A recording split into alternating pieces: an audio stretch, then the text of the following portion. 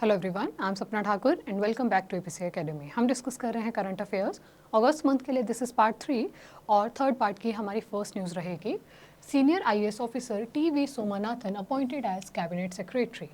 वरिष्ठ आईएएस अधिकारी टीवी सोमनाथन को कैबिनेट सचिव नियुक्त किया गया। बहुत इंपॉर्टेंट, सबसे टॉप आईएएस ऑफिसर की पोस्ट रहती है कैबिनेट सेक्रेटरी।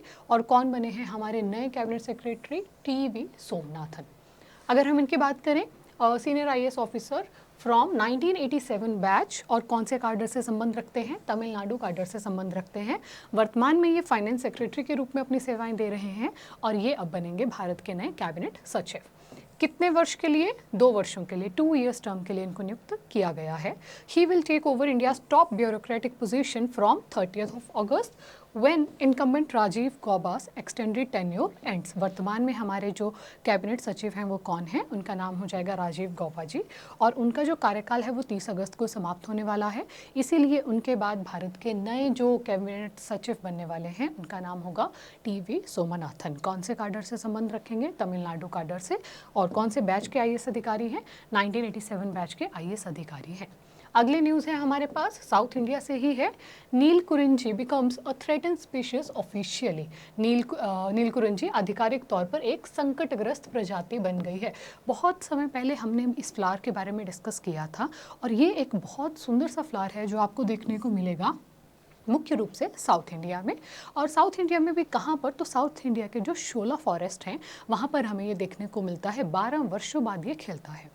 न्यूज़ में क्यों आया? न्यूज़ में इसलिए आया क्योंकि अब ये बहुत ज़्यादा थ्रेटेंड कैटेगरी में पहुंच चुका है, यानी कि ये बहुत जल्दी विलुप्त हो सकता है। आइए इसके बारे में देखते हैं। The endangered purple Bloom of the western Ghats Neelakurinji, जिसका जो scientific name I would say Strobilanthes kunthiana, was recently added to the IUCN's Red List of Threatened Species। अगर हम नीलकुरिंजी की बात करें, the purplish flowering shrub blooms once in 12 years, यानी कि 12 वर्षों में एक बार खिलता है ये फ्लावर। और ये जैसे कि मैंने आपको बताया कहाँ पर होता है? पश्चिमी घाट के शोला फॉरेस्ट में होता है। जो शोला वन है मेनली वो जो नीलगिरी क्षेत्र के आसपास के वन हैं उनको कहा जाता है शोला फॉरेस्ट, और वहाँ हमें देखने को मिलता है ये सुंदर सा फ्लावर। और सेम पिक्चर वो पूरे गार्डन में, या मैं कहूँ पूरी वैली में जब हमारे पास वो फ्लावर लगा हुआ है उसकी ये बहुत सुंदर सी पिक्चर आपके सामने है। आगे चलने से पहले अलाइड के लाइव्स हमारे शुरू हो चुके हैं, आप बहुत अच्छे से जानते हैं। बहुत ज़्यादा सपोर्ट भी आप हमारी वीडियोस को कर रहे हैं और उसी प्रोसेस में ही ट्यूसडे को मैं लेकर आ रही हूँ आपके लिए ज्योग्राफी का सेकंड लाइव। इससे पहले हमारा ज्योग्राफी का एक लाइव ऑलरेडी हो चुका है, अगर आपने वो वीडियो नहीं देखी हो वो भी आप चेक कर सकते हैं। हर ट्यूसडे को ही अदरवाइज हमारे करंट अफेयर के लाइव सेशन होते हैं। सिर्फ ये वाला ट्यूसडे है कि आपको ज्योग्राफी का लाइव देखने को मिलेगा, और सैटरडे को हम एचपी के लाइव सेशंस आपके लिए लेकर आते हैं and different other subjects also. तो आपने याद रखना है ट्यूसडे को आपका ज्योग्राफी का लाइव कितने बजे होगा? 2 बजे होगा। नेक्स्ट न्यूज़ है हमारी 13th of August international left handers day and world organ donation day. 13 अगस्त को मनाया जाता है इंटरनेशनल लेफ्ट हैंडर्स डे और साथ में मनाया जाता है विश्व अंगदान दिवस, to raise awareness for everyday challenges of being the left handed in a world design for right handers. ये आपने सुना भी होगा कि ऐसा कहा जाता है कि मेनली जो लेफ्ट हैंडर्स होते हैं वो कंपैरेटिवली ज़्यादा इंटेलिजेंट होते हैं, ज़्यादा ब्रिलियंट माइंड्स के होते हैं, बट दुनिया में अधिकतर जितने भी व्यक्ति हैं वो सब राइट हैंडर हैं। और इसीलिए लेफ्ट हैंडर्स को सेलिब्रेट करने के लिए स्पेशली 13th of August को मनाया जाता है इंटरनेशनल लेफ्ट हैंडर्स डे। और अगर हम ऑर्गन डोनेशन डे की बात करें, क्यों होगा? To raise awareness about the importance of organ donation and to make people aware of the misconceptions of organ donations. और अगर हम ऑर्गन डोनेशन डे के इस वर्ष के थीम की बात करें तो थीम रहेगी be the reason for someone smile today. Very very beautiful theme. आगे चलने से पहले आप सभी जानते हैं कल रक्षाबंधन का त्यौहार है, उसके लिए आप सभी को हार्दिक शुभकामनाएं। और रक्षाबंधन के इस बहुत खूबसूरत त्यौहार पर हम आपके लिए लेकर आ रहे हैं कुछ डिस्काउंट ऑफर्स। सबसे पहले HP टैट 10% ऑफ मिलेगा आपको। और कब तक ये ऑफर वैलिड है अगर आप इसको अवेल करना चाहते हैं? It is available till 19th of August, यानी कि सिर्फ कल तक ये आपके लिए उपलब्ध रहेगा। सेम HP TGT कमीशन की अगर हम बात करें उसमें ह्यूज 15% डिस्काउंट आपको हमारी तरफ से दिया जाएगा। और सेम बात है कि वो ऑफर भी कब तक अवेलेबल रहेगा? सिर्फ 19th of August तक आपके पास अवेलेबल रहेगा। अगर आप इसे अवेल करना चाहते हैं दिए गए नंबर पर कॉन्टैक्ट कीजिए और हमारे पास अपना नाम रजिस्टर करवाइए। कब से बैचेस शुरू हो रहे हैं? 20 of ऑफ अगस्त, 20 अगस्त से हमारा जो टैट और कमीशन है उसके बैचेस हो रहे हैं स्टार्ट। जितने भी इंटरेस्टेड स्टूडेंट्स हैं ऑफर के साथ इस बैच को आप लोग कर सकते हैं ज्वाइन। चलिए अगला जो न्यूज़ है हमारे पास, बी जय मोहन अवॉर्डेड फर्स्ट बुक ब्रह्म साहित्य पुरस्कार। बी जय मोहन को प्रथम पुस्तक ब्रह्म साहित्य पुरस्कार से सम्मानित किया गया। और अगर हम बी जय मोहन जी की बात करें, he is a Tamil and Malayalam writer, और उनको इस पुरस्कार से सम्मानित किया गया जो कि पहली बार दिया जा रहा है। और कहाँ पर हुआ? बेंगलुरु में ये जो समारोह है वो आयोजित करवाया गया था। The award is given to an Indian language writer which carries a purse of 2 lakh, यानी कि इनको अवार्ड के रूप में ही मैं कहूँ तो 2 लाख रुपए की सम्मान राशि भी प्रदान की गई। He is acclaimed for authoring Venmurasu, जो वाइट ड्रम भी जिसे कहा जाता है, and which is world's longest novel. और अगर हम बुक इसकी बात करें, ये जो पुरस्कार है या मैं कहूँ ये जो फेस्टिवल था kind of the book Brahma Kannada literature and book catalogue portal, कहाँ पर हुआ? बेंगलुरु में हुआ। अगली न्यूज़ है हमारे पास, पेरिस ओलंपिक्स 2024 खत्म हो चुके हैं। कंपैरेटिवली भारत के लिए मैं कहूँगी कि उतना भी बेहतर ये वर्ष नहीं रहा, बट स्टिल कितने पायदान पर या किस रैंक पर हमने फिनिश किया है? We finished on 71st spot. और कितने पदक हमने जीते? टोटल हमने जीते 6 मेडल्स, जिनमें से एक था सिल्वर, जो भारत के लास्ट ओलंपिक्स के गोल्ड चैंपियन नीरज जी का था। इस बार उनको कौन सा पदक मिला? सिल्वर मेडल मिला। और इसके अलावा 5 हमने ब्रॉन्ज मेडल्स जीते। अगर आपने क्लोजली ओलंपिक्स को फॉलो किया होगा, आपने देखा होगा कि बहुत सारे इंडियन प्लेयर्स थे जिन्होंने 4th रैंक पर जो है फिनिश किया, और ये देखना ज़्यादा दुखदायक होता है जब आप ब्रॉन्ज मेडल भी हार जाते हैं और 4th पर फिनिश करते हैं। बट चलिए, अगर हम बात करें अगले ओलंपिक्स कहाँ पर होंगे, 2028 के जो समर ओलंपिक्स होने वाले हैं वो होंगे यूएस के बहुत प्रसिद्ध शहर एलए या फिर मैं कहूँ लॉस एंजलिस में। और लॉस एंजलिस जो है वो 3rd टाइम ओलंपिक्स होस्ट करवाने जा रहा है। इससे पहले 1932 एंड 1984 में एलए में ओलंपिक्स हो चुके हैं। Baseball and softball will be making their Olympic return, और ये तो आई थिंक सो इंडियंस बहुत इंटरेस्ट से देखेंगे कि क्रिकेट पहली बार 2028 के लॉस एंजलिस ओलंपिक्स में इंट्रोड्यूस किया जाएगा। अब यहाँ तो हम पूरी उम्मीद कर चल ही रहे हैं कि हम गोल्ड मेडल ज़रूर भारत लाएं। अगली न्यूज़ देखते हैं। Next news is India and Maldives renew MOU for training 1000 civil service officers. Bharat और मालदीव ने 1000 सिविल सेवा अधिकारियों को प्रशिक्षण के लिए समझौते ज्ञापन को नवीनीकृत किया। India and Maldives have renewed their memorandum of understanding for training Maldivian civil servants। आपने पीछे देखा होगा इंडिया मालदीव के रिलेशन हल्के से जो है सॉफ्ट टच पर कुछ खराब हो रहे थे। मालदीव के कुछ मंत्रियों ने भारत के लिए कुछ अभद्र टिप्पणी कर दी थी, जिसके बाद से रिलेशन बहुत स्ट्रेंज हो गए। बट वापस हम सही ट्रैक पर हैं और एक फ्रेंडली ट्रैक पर हैं आई वुड से, और इसीलिए मालदीव्स के 1000 सिविल सर्वेंट्स को भारत करेगा ट्रेन। कब से कब तक ये चलने वाला है? Spanning from 2024 to 2029। मालदीव की राजधानी बहुत आसान सी बात है, माले हो जाएगी। और साथ ही में भारत के जो विदेश मंत्री हैं एस जयशंकर जी, वो आजकल मालदीव के दौरे पर भी हैं। वहीं पर ये सारी चीज़ें जो है रिसेंटली साइन की गई। अगली न्यूज़ है हमारे पास 12th of August. 12th of अगस्त को मनाया जाता है इंटरनेशनल यूथ डे के रूप में। 12 अगस्त को मनाया जाता है अंतर्राष्ट्रीय युवा दिवस के रूप में। In 1965, the UN General Assembly approved the Declaration of Promoting Peace, Mutual Respect and Understanding between people amongst the youth। और यूनाइटेड नेशन ने कब डिक्लेयर किया? 12th ऑफ अगस्त को डिक्लेयर किया 1999 में कि 12 अगस्त को हम मनाएंगे इंटरनेशनल यूथ डे, और वर्ष 2000 से इसको मनाना शुरू कर दिया गया था। थीम क्या हो जाएगी? From clicks to progress, youth digital pathways for sustainable development. Sustainable development एक आजकल का तो बहुत की वर्ड बन गया है। अब तो बच्चे बच्चे को पता होता है कि सस्टेनेबल डेवलपमेंट, सतत विकास क्या चीज़ है। वो अलग बात है कि हम लोग क्या अच्छे से सस्टेनेबल डेवलपमेंट की तरफ कार्य कर रहे हैं, क्या हम इंडिविजुअली भी ऐसे काम करते हैं जो सस्टेनेबल डेवलपमेंट की तरफ हमारे देश को या फिर हमारे विश्व को लेकर जाएगा। इफ़ नो, तो हमें डेफिनेटली उस तरह उस दिशा में सोचना चाहिए। आगे अगर हम देखें, भारत का नेशनल यूथ डे कब मनाया जाता है? 12th ऑफ जनवरी को मनाया जाता है, स्वामी विवेकानंद जी की बर्थ एनिवर्सरी पर। नेक्स्ट न्यूज़ है president Murmu's state visit to Timor Leste. राष्ट्रपति मुर्मू की तिमोर लेस्ते की राजकीय यात्रा। पिछली बार भी हमने डिस्कस किया था कि जो भारत की राष्ट्रपति महोदय हैं श्रीमती द्रौपदी मुर्मू जी, वो साउथ ईस्ट एशिया के 3 देशों के दौरे पर हैं। कौन कौन से देश? Fiji, New Zealand and Timor लेस्ते। अभी न्यूज़ में क्यों आया दोबारा से? इसलिए न्यूज़ में आया क्योंकि तिमोर लेस्ते ने वहाँ का सबसे उच्च नागरिक जो पुरस्कार है grand collar of the order of Timor Leste, उससे प्रेसिडेंट द्रौपदी मुर्मू जी को सम्मानित किया है। इसीलिए ये न्यूज़ आई चर्चा में। आप फोटो में भी देख सकते हैं उस जो उनका हाईएस्ट सिविलियन अवार्ड होता है, इस तरह का एक माला टाइप है जो गले में पहनाई जाती है, जिससे उनको सम्मानित किया जा रहा है। प्रेसिडेंट जॉस रेमोस होर्ता, और ये न्यूज़ मैंने डिस्कस कर ही ली कि वो 3 देशों के दौरे पर हैं, Fiji, New Zealand and Timor Leste. अगली न्यूज़ है हमारे पास, India wins CAVS women's volleyball nations league for second time. Bharat ने दूसरी बार CAVA महिला वॉलीबॉल नेशनल लीग जीती।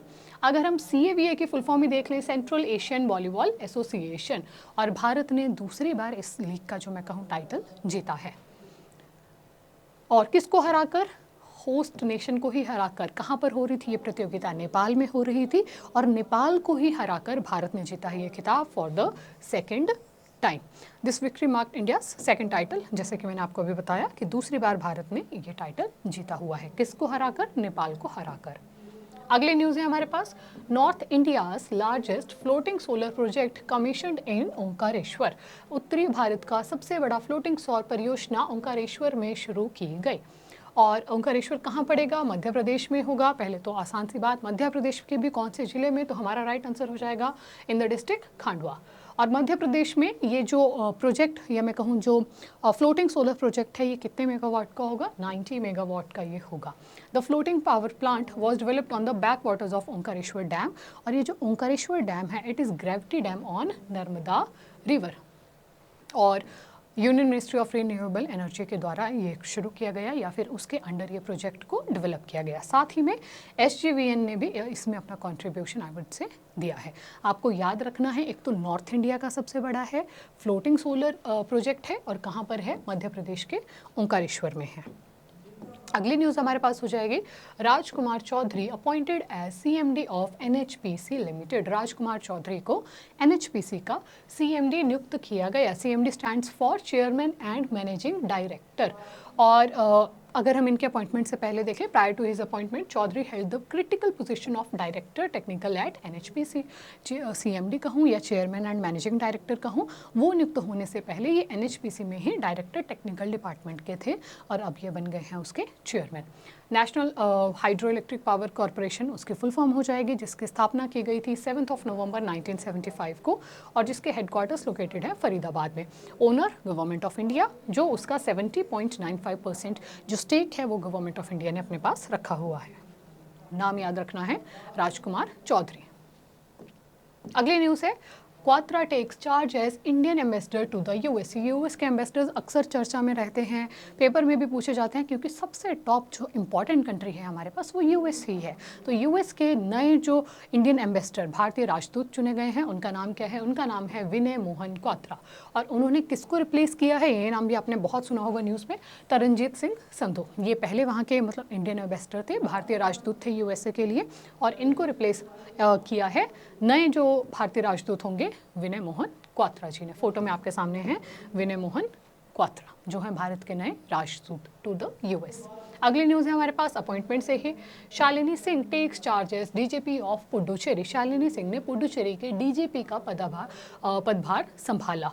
DGP जो पुडुचेरी की पहली DGP थी, मतलब इनसे पहले जो वहाँ पर थी, उनका नाम हो जाएगा DGP V श्रीनिवास, और उनको रिप्लेस करते हुए, क्योंकि उनका कार्यकाल समाप्त हो गया, उनकी जगह अब कौन बनी है अगली DGP? शालिनी सिंह बनी है पुडुचेरी की नई DGP। अगली न्यूज़ देखिए, Pakistan athlete Arshad Nadeem to be honoured with Hilal e Imtiaz award. Pakistan athlete Arshad Nadeem को हिलाल ए इम्तियाज़ पुरस्कार से सम्मानित किया जाएगा। सबने ये वाला मैच तो ज़रूर देखा होगा, रात के 1 बजे हो रहा था, बट क्योंकि जैसे कि मैंने कहा, भारत के जो लास्ट ओलंपिक्स के गोल्डन बॉय थे, गोल्डन पदक जीता था, गोल्ड मेडल जीता था नीरज चोपड़ा जी ने, उनका मैच ये हो रहा था रात के 1 बजे के अराउंड। और नीरज चोपड़ा को हराकर जिन्होंने गोल्ड मेडल जीता है, उनका नाम है अरशद नदीम। चर्चा में क्यों आए? है, इसलिए क्योंकि ये हर देश में होता है जब भी कोई खिलाड़ी और जहाँ से बहुत कम खिलाड़ी जीतते हैं और वहाँ से कोई गोल्ड मेडल ले जाए उसको बहुत सारे सम्मान दिए जाते हैं। वैसा ही कुछ हो रहा है पाकिस्तान के अरशद नदीम जी के साथ, और जिनको पाकिस्तान का दूसरा सबसे सर्वोच्च पुरस्कार जो है हिलाले इम्तियाज़, उससे सम्मानित किया जाएगा। और किसके लिए? उनके जैवलिन थ्रो के लिए, जिन्होंने पाकिस्तान को जिताया गोल्ड मेडल।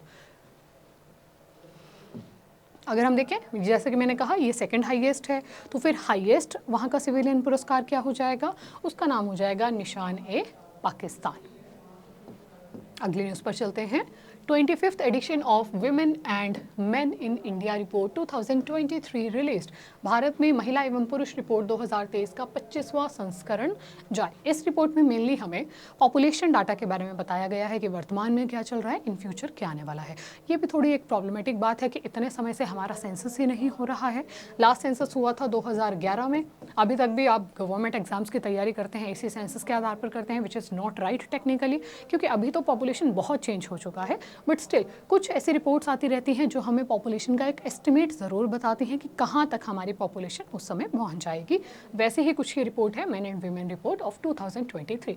किसने इसको इंट्रोड्यूस किया? It is introduced by ministry of statistics and programme implementation, और 2036 का इसने डाटा हमारे पास दिया है। By 2036 India's population is expected to be 152.2 crore. Sex ratio कहाँ से कहाँ पहुँच जाएगी? 943 से 952 पहुँच जाएगी। ये तो अच्छी बात है कि वो इम्प्रूव हो रही है, बेटर हो रही है। और percentage of India's working age population is projected to rise from 60.7 to 64.9, यानी कि वर्किंग एज पॉपुलेशन कितना होता है? 15 से 59। वर्तमान में लगभग 60% भारत इस श्रेणी में बढ़ता है, और 2036 तक 2036 तक ये हो जाएगा 64.9, ऑलमोस्ट 65%। अगर हम लाइफ एक्सपेक्टेंसी की बात करें, वो भी बेहतर हो जाएगी। पुरुषों के लिए वो हो जाएगी 71.2 और महिलाओं के लिए वो हो जाएगी 74.7 ईयर्स। अगर हम एज एक्सपेरिमेंट की बात करें तो ये वर्तमान का है कि किस तरह से आप देख पा रहे हैं कि 2011 में ज़्यादा पॉपुलेशन लाई करती है ये जो बच्चों वाला ग्रुप है, आई वुड से चिल्ड्रन वाला एज ग्रुप है उसमें, और ऊपर को वो नैरो होती जाती है। 2036 तक आप देख पा रहे हैं कि मैक्सिमम आपको अगर बर्थ वाला देखेंगे तो वो थोड़ा कम होता दिखेगा, which is very very good. Population control होता दिखाई देगा, बट उस हद तक नहीं। और ये जो सेंटर में होगा वर्किंग एज ग्रुप, वहाँ आपको सबसे ज़्यादा भारत की पॉपुलेशन आने वाले समय में दिखाई देगी। अब देखते हैं आज की वीडियो से क्वेश्चंस। हमारा फर्स्ट क्वेश्चन रहेगा, who has been appointed as new cabinet secretary. भारत के नए कैबिनेट सचिव के रूप में किसे नियुक्त किया गया है? आपके ऑप्शंस है राजीव गौबा, टीवी सोमनाथन, विनोद राय या फिर अशोक खेमका। यहाँ पर क्या होगा हमारा right answer? Option number B, Tamil Nadu cadre के हमने पढ़ा, टीवी सोमनाथन जी को अपॉइंट किया गया है न्यू कैबिनेट सेक्रेटरी, जो अगस्त 30 के बाद से अपना कार्यभार संभालेंगे। दूसरा प्रश्न है, Neelakurinji blooms after how many years. जो नील कुरंजी है वो कितने वर्षों बाद उगता है या कितने वर्षों बाद खिलता है? 10 ईयर्स, 12 ईयर्स, 14 ईयर्स या फिर 16 ईयर्स। राइट आंसर यहाँ पर हो जाएगा हमारे पास 12 ईयर्स। 12 वर्षों बाद खिलता है। साउथ इंडिया का, या फिर मैं कहूँ मुख्य रूप से केरल में पाया जाता है, केरल का वो बहुत सुंदर फूल। अगला प्रश्न है, when is international youth day celebrated. अंतर्राष्ट्रीय युवा दिवस कब मनाया जाता है? आपके ऑप्शंस हैं 12 जनवरी, 12 अप्रैल, 12 अगस्त या फिर 12 सितंबर। राइट आंसर होगा 12 अगस्त। 12 जनवरी को मनाया जाता है नेशनल यूथ डे। आपसे पूछा जा रहा है इंटरनेशनल, तो आंसर हो जाएगा 12 अगस्त। अगला प्रश्न है, what is India's rank in Paris Olympics. Paris Olympics में भारत का कितना रैंक रहा, किस स्थान पर हमने एंड किया? 41st, 71st, 82nd या फिर 57th। राइट आंसर होगा ऑप्शन नंबर बी, 71st स्थान पर 6 मेडल्स के साथ हमने अपने पेरिस ओलंपिक्स के सफ़र को ख़त्म किया। अगला प्रश्न है, India signed MOU with which country for training 1000 civil service officers. Bharat ने किस देश के साथ 1000 सिविल सर्विस ऑफिसर्स को ट्रेन करने का MOU साइन किया? हमारे ऑप्शंस है बांग्लादेश, नेपाल, मालदीव्स या फिर भूटान। राइट आंसर होगा option number C, Maldives. Maldives के साथ हमने वो MOU जो है वो साइन किया। अगला प्रश्न देखते हैं। Next question is, who has won CAVA women's volleyball nations league for second time. CAVA महिला वॉलीबॉल नेशन लीग दूसरी बार किसने जीती है? हमारे ऑप्शंस रहेंगे इंडिया, नेपाल, मालदीव्स या फिर भूटान। राइट आंसर होगा ऑप्शन नंबर ए, भारत ने दूसरी बार वो टाइटल, वो खिताब अपने नाम किया है। किसको हराकर? नेपाल को हराकर भारत ने वो खिताब जीता है। और अगला प्रश्न है, north India's largest floating solar project commissioned in which state? उत्तरी भारत की सबसे बड़ी फ्लोटिंग सौर परियोजना किस राज्य में शुरू की जाएगी? आपके ऑप्शंस हैं मध्य प्रदेश, कर्नाटका, केरल या फिर हिमाचल प्रदेश। यहाँ पर राइट आंसर होगा ऑप्शन नंबर ए। हमने पढ़ा मध्य प्रदेश के ओंकारेश्वर में शुरू की जाएगी उत्तरी भारत की सबसे बड़ी फ्लोटिंग सोलर प्रोजेक्ट। आप लोगों के लिए जो क्वेश्चन रहेगा वो रहेगा, हु हैज़ बीन या फिर who is going to next DGP of Puducherry? Puducherry की अगली डीजीपी कौन नियुक्त होने जा रही हैं? आपके ऑप्शंस हैं शालिनी सिंह, दीपा अवस्थी, सोनिया शर्मा या फिर गीता शर्मा। जो भी होगा राइट आंसर वो आप हमें कमेंट्स में लिखकर बताएंगे। This was all for this video. अगर आपको वीडियो अच्छी लगी हो तो चैनल को लाइक करें, वीडियो को लाइक करें और ज़्यादा से ज़्यादा शेयर करें। साथ ही आपने नहीं भूलना है, ट्यूसडे को दोपहर को 2 बजे होगा HPLite ज्योग्राफी का सेशन। और रक्षाबंधन के त्यौहार के लिए आप सभी को दोबारा हार्दिक शुभकामनाएं। Thank you so much.